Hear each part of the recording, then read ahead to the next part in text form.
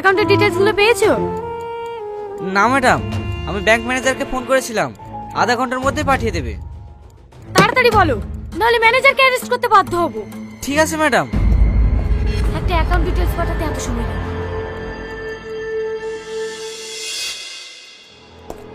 Madam, কি হয়েছে?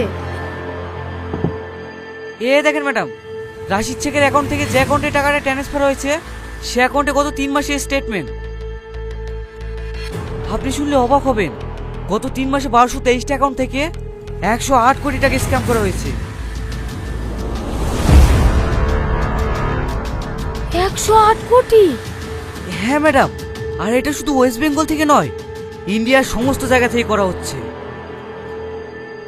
I C.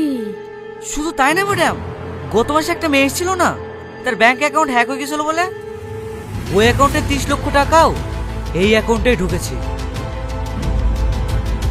বলো কি শাহিন, আমাদের চোখের আড়ালে এত বড় একটা স্ক্যাম হয়ে যাচ্ছে, অন্য ডিপার্টমেন্টের চোখে পড়েনি। এটা একজনের কাজ নয় ম্যাডাম, এর সঙ্গে আমাদের ডিপার্টমেন্টের লোকও জড়িত আছে।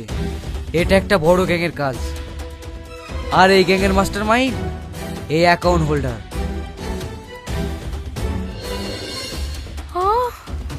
এর কোনো ছবি আছে?